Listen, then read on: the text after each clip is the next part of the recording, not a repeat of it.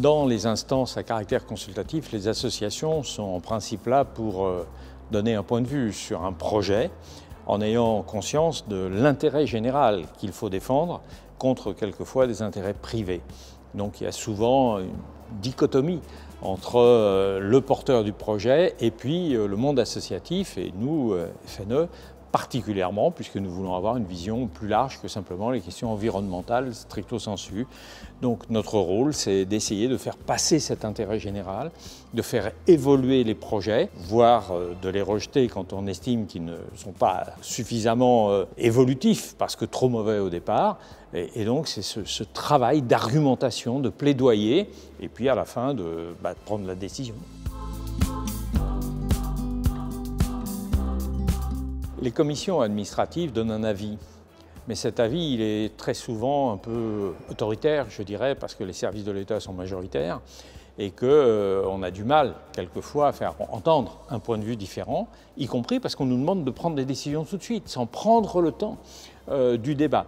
Et donc je crois qu'un des enjeux majeurs, c'est changer un peu les modalités de travail pour qu'on ait plus le temps de la concertation, de l'échange, la capacité à faire évoluer les projets.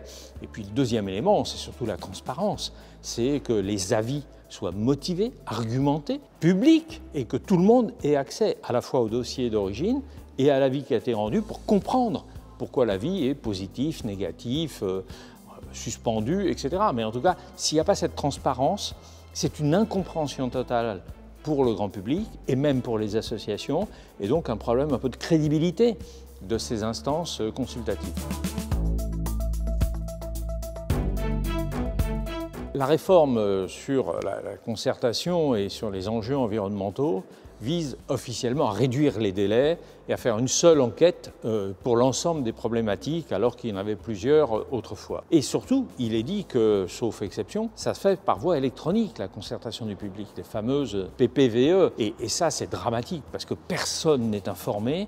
Il n'y a pas d'affichage comme on a pour une enquête publique ou autre, et donc il y a très peu en réalité de participation. Et donc c'est une manière de réduire la capacité d'intervention du public, des associations, et donc d'écouter la voix citoyenne.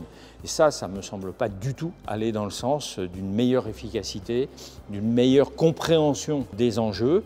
On nous dit que c'est pour réduire les délais, certes, mais réduire les délais, c'est rarement un signe de réelle efficacité parce que ça se termine souvent par du contentieux qui accroisse les délais et à la fin, tout le monde est perdant.